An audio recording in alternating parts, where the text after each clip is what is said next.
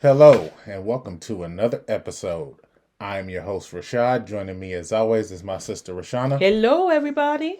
All right, before we get into it, I'm going to pass it off to my sister. She has something special to say to you guys. Well, I just wanted to acknowledge all of our followers and our subscribers, those of you who watch us regularly. We just want to Yes. say thank you Thank you so so much. much. Yes. Thank you.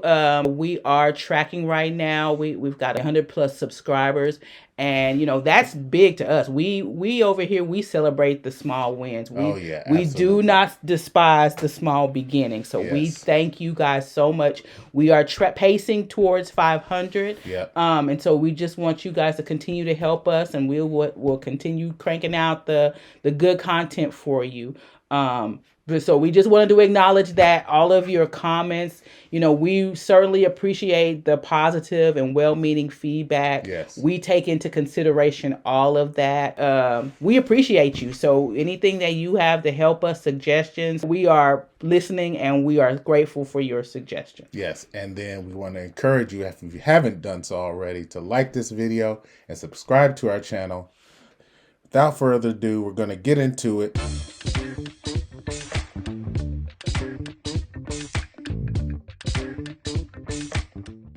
Today, we are reviewing the movie American Fiction.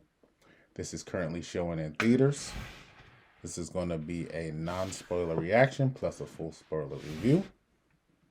American Fiction is starring Jeffrey Wright as Thelonious Monk Ellison, Tracee Ellis Ross as Lisa, John Ortiz as Arthur, Erika Alexander as Coraline, Issa Rae as Sintara, Sterling K. Brown as Cliff, Leslie Uggams as Agnes, and Adam Brody as Wiley.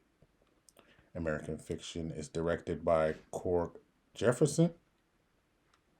Brief summary of the plot. A novelist who is fed up with the establishment profiting from black entertainment uses a pen name to write a book that propels him into the heart of hypocrisy and the madness that he claims to disdain.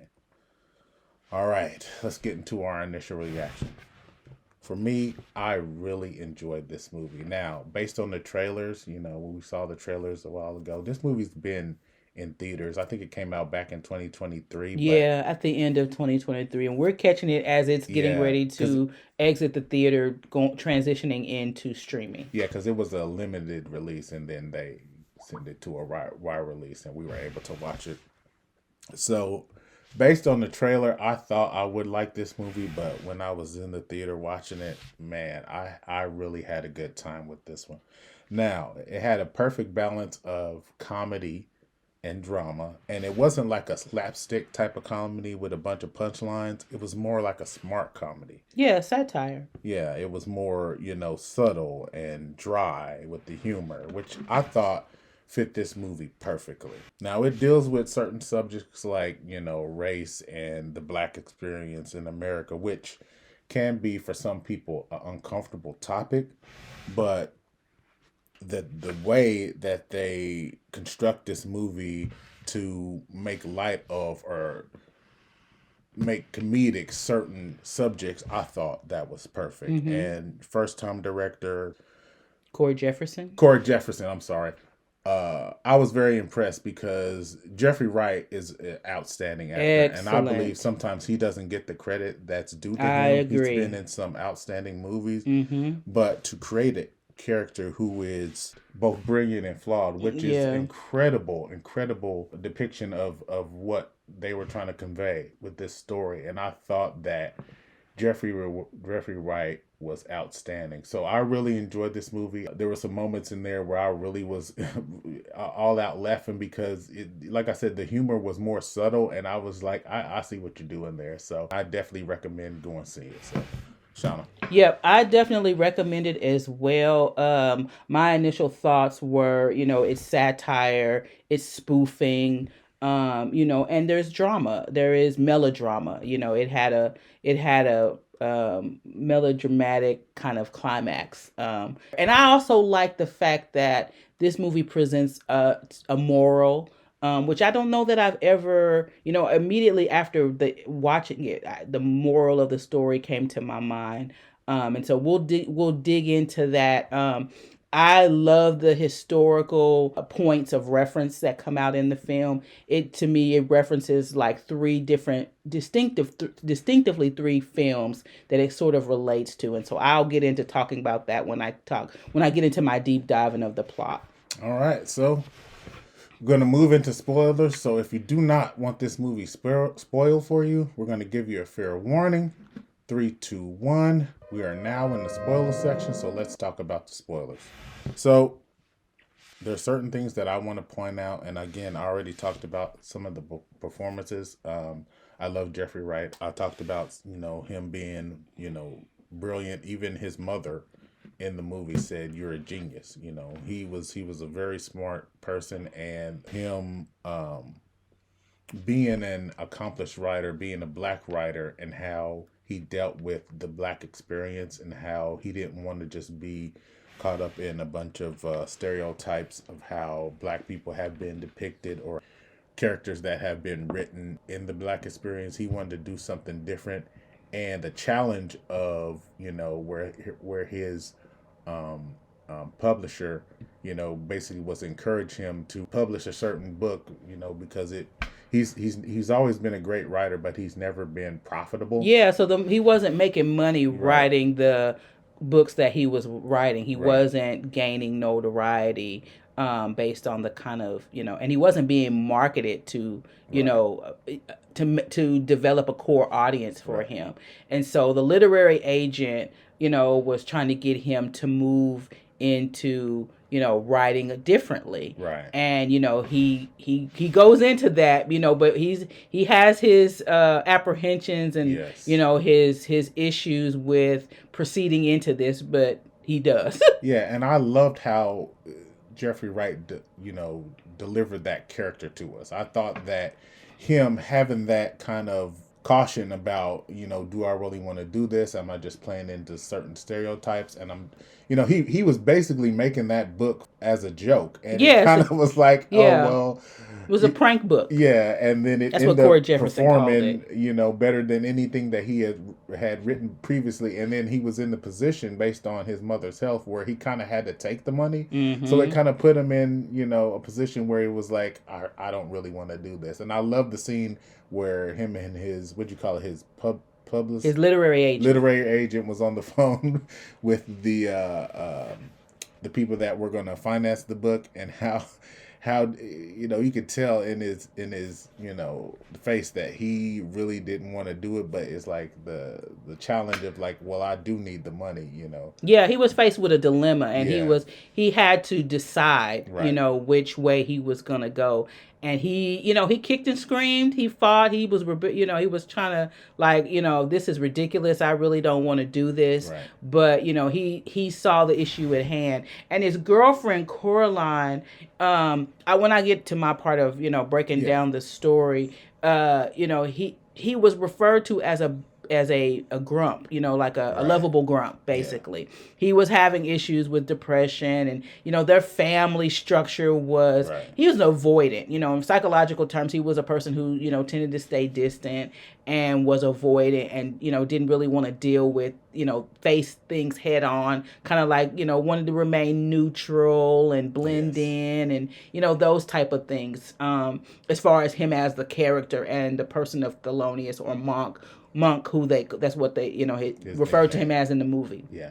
And so I loved, Jeffrey Wright's, performance. I thought he brought that character to life only the way that he could. Yeah, he's an excellent actor. Yes. I have always loved Jeffrey Wright. Yeah. And then the only other person I want to talk about that stood out for me is Issa Rae. And I loved her character because, Sintara Golden. Yeah. And I loved her character because she was, they basically set her up to be the antagonist. Mm-hmm. And his rival. Yeah, his rival. So she wrote the book, was it We Lives in the Ghetto? Yes, We Lives in the Ghetto. And it's almost kind of at the end of the movie. I love that conversation that they had between Jeffrey Wright's character and Issa Rae at the end of the movie, because for most of the movie, he kind of had disdain for her. He was like, "Oh, she's just, But then he bit off of her style. right." And it was kind of hypocritical there to me. And then it was funny because when they were having a conversation, he almost agreed with everything that she was saying, and I thought that was so interesting because it's like she did have a point to her madness, but then when they was talking about her book, it kind of was like her position was a valid position because she was like, well, give the people what they want. Yeah. Even though it's pandering or, it's regressive. It sets us back, in terms of how we're viewed. But those movies, have some staying power. And the only thing I'll talk about as well is that scene with Keith David. He plays what's his name? Willy Wonka. Yeah, Willy the Wonker. Willy the Wonker. Who comes with those names? Willy the Wonker. So what I learned in a video that I watched is that scene was supposed to be straight comedy, but Keith David played that part, and the other guy, I can't remember the other guy's name. Yeah. They played that part so dynamically where it almost came off genuine. Mm-hmm. And I watched where the director... Oh, I think I saw that too. the director said that, you put these two powerhouse actors in here. Right. It's going to come across like it did. And I think that's what made Sintara's argument is that, maybe it's playing into the stereotypes, but if you put powerful people in that position with that kind of talent, they can, those type of actors in that position, right, they can convey those roles and still make it dynamic to where you're like, oh man, that was a great performance. So that's all I gotta say, so I'll throw it. Yeah. Well, I want to talk about the references to past films, but before I do that, I want to give props to Corey Jefferson in his decision to cast these amazing actors that he cast. Absolutely. In choosing Erika Alexander, who I have loved since The Cosby Show, as Pam Tucker. Mm-hmm. And then when she went on to do Living Single, mm-hmm. as Maxine Shaw, attorney at law. Yes. And then she chose Tracee Ellis Ross, from Girlfriends. And then he chose, Issa Rae, from Insecure. Mm-hmm. So he chose females from basically the last 20 years or so of sitcoms. And, then, of course, Issa Rae had her show on Insecure on Max and HBO. Yeah. So he chose these actresses to, be in his film, which I thought was very wise. He hand selected them. These women did not have to audition. He had them in mind for what he was wanting to convey, as he did Jeffrey Wright and my boy Sterling K. Brown. Yeah, Sterling K. Brown. So he had all of these actors in mind for the film that he wanted to do, mm-hmm. And I applaud Cord for his choices and his decision to use them. So the movie opens. We're just going to walk through the story a little bit. The movie opens with Monk as a professor. It appears that he's a professor at UCLA because a little later in the film, they talk about him being having a Bruins jersey on. So it appears that Monk is a professor at UCLA, and there is this title of this short story written on the board that includes the N-word. Yeah. And so one of his students is offended by seeing this language, and, he kind of, quips at her and kind of pokes at her. It's like, well, aren't you an adult? He's teaching literature of the South, is the topic that he's drawn this book from. Mm-hmm. And so, but then because she gets upset, there is a meeting that happens right after where his colleagues discuss him, the incident that had just occurred, and then him also referring to another student, a German student, as another slur. Right. And so then He suggested that he needs a break. It's suggested that he needs a break from teaching, and then he goes on leave. And so then he ends up in Massachusetts, which I'm presuming to be Boston. I haven't. Yeah, I think you said Boston. Yeah, and so he's going there for a book festival, but his family is also from that area, and he's got some disdain and some dread about returning home to his family because there's some issues. There's some, basically he's stayed away all these years. He's been avoided and distant from his family, and so he's not gone home in quite a while, and he's not really looking forward to going home this time either, but for this festival. And so when he gets there, his sister Lisa picks him up, and they are reconnecting, and she works at a children's hospital, and she's just gone through a divorce and everything, and she's trying to get her life back on track. But the common thread they have is with their connection with their mother, and Lisa has taken the responsibility of their mom because both brothers are living on the West Coast. So then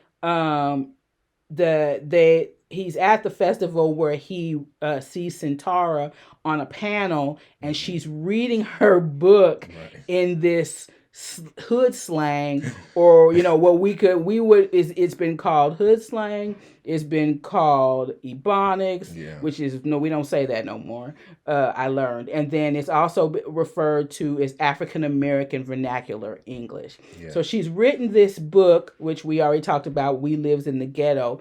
And the style in which she is reading the brokenness of the language. It took me back to Hollywood Shuffle. And as a kid, I love this movie. It has quotables.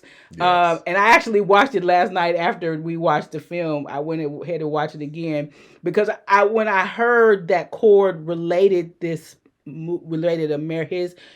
take of the adaptation, because this is actually adapted from Percival Everett's Erasure, the book. Mm-hmm. He related the film to Hollywood Shuffle by Robert Townsend, who is also a Black filmmaker and director.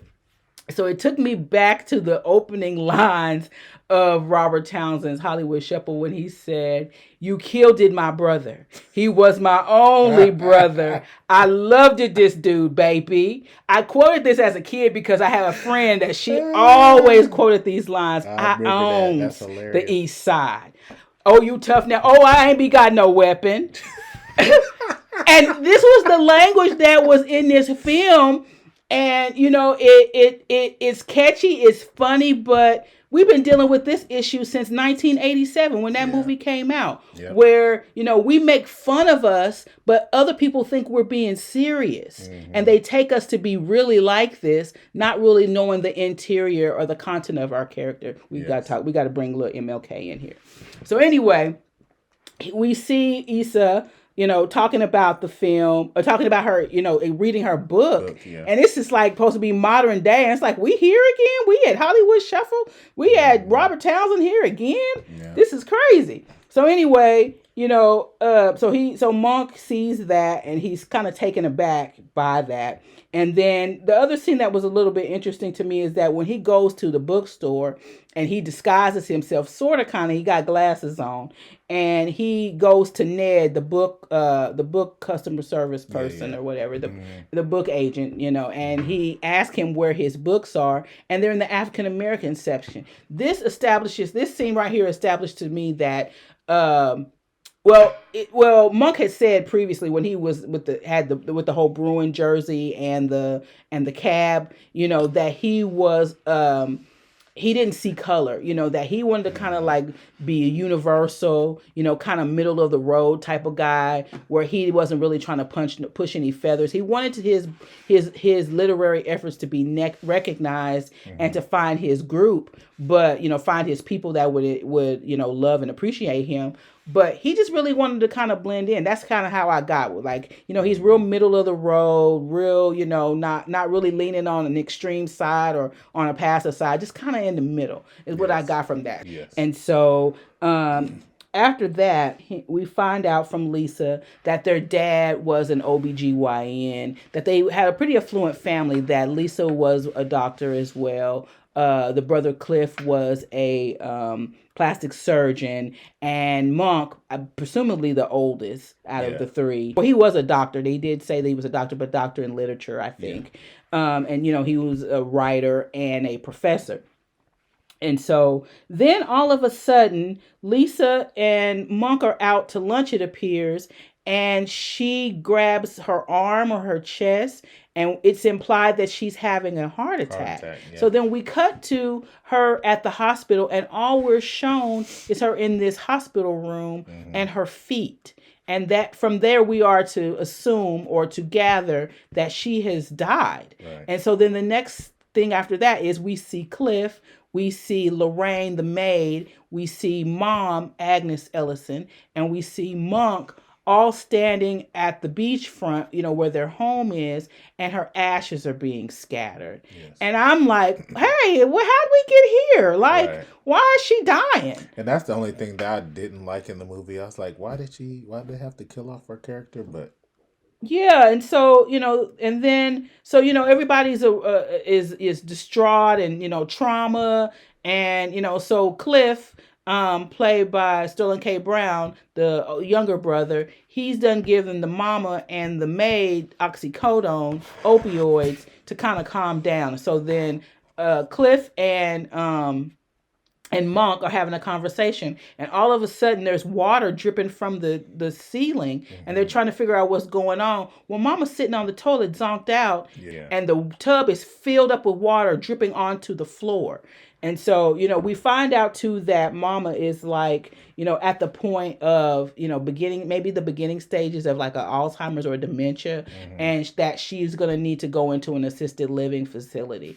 And so, the story kind of goes on, but I wanted to talk about Coraline and Monk, because their relationship is established pretty quickly in the film. They're going on a date, and Coraline is actually like the across the street neighbor, or she lives kind of catty corner to his family home property, and you could tell that they live on a beachfront property. And so Coraline sees Monk one day as he's packing bags into the car, and they strike up a conversation, and then he goes to her house, and she kind of serves as like his boost of confidence and kind of uplifting. She's going through a breakup with her former boyfriend, and Monk kind of takes a quick liking to her. Like, it's kind of like she's there to kind of like help to build him up. But all the while he's facing issues with his literary agent. And, after he, goes and reads, the mom, they take her to the doctor, and Monk is reading about Sintara again, where he gets this idea that I'm going to write this spoof book. I'm going to write this prank, kind of flipping my normal approach to writing on its head. He writes the book out. He takes it to the literary agent, and the literary agent submits it, and it gets all this feedback. Like there's a $750,000 advance that he could potentially get. He's being offered $4 million from Wiley, this producer director, who wants to purchase the rights to the book to create a film. Yes. And the kind of films that Wiley wants to create are your typical, I'm not really thinking about, keeping the integrity to any story. He wants to just create anything that's going to make him a buck, basically, and make him known, and, and how they take how this material is viewed, contrary to the way that Monk wants it to be viewed. He wants it to be viewed as a spoof. He wants it to be viewed as a prank, but people are actually taking it seriously. Right. It was brought up, and I don't know if you know this, it was brought up that this kind of parallels the situation with David Chappelle, where, when he, in his whole money issue, how he no longer wanted to do, Chappelle show, and how, they were wanting him to continue, because it was like, he was regressing, right, bringing the culture down. That makes sense.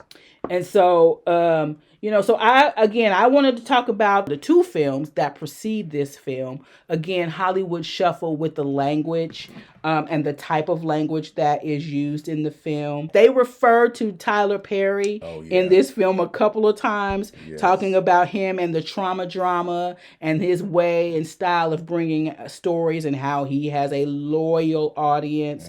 And then one of my favorite films of early 2000 actually was one of the catalyst films that led me into my love for TV and movies was Spike Lee's Bamboozled. Yes. And how his character Peerless Delacroix, or excuse me, Pierre Delacroix, which his real name in the movie was Peerless, he worked for a television network, and he was trying to write TV shows that were parallel and kind of similar to the Cosby Show, you know, with strong values, good characters, good morals, you know, lessons, those type of things. But he kept getting shot down by his network, and you know, so he ended up making The Minstrel Show. Yeah.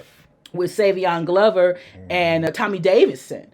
And, you know, and so he got a lot of backlash for it. And it was throwback to Amos and Andy way back in the day type things where they did blackface. And there were actors at that time who had to, you know, wear blackface in order to, you know, to take care of their living. And so I really wanted to draw a reference from those three films and how this story has continued to circle back every few years or so. So from 1987 to 2000, and here we are, 2024, we still are having an issue with the powers that be in Hollywood that see us only as these hood types with broken English, and that's what's interesting. Yes. And there are so many more stories about us. There are so many more layers. We're not a monolith. So many more facets to who we are as people, you know, and our culture that we have to bring. And so I just really wanted to highlight these amazing people in Robert Townsend as one of the first, you know, along with Keenan Ivory Wayans. They wrote Hollywood Shuffle. Yeah. And then, of course, Spike Lee and Bamboozle, which was not a well-received film. Yes, and, you know, the ending of this movie, to me, parallels the way that Bamboozle ended a lot with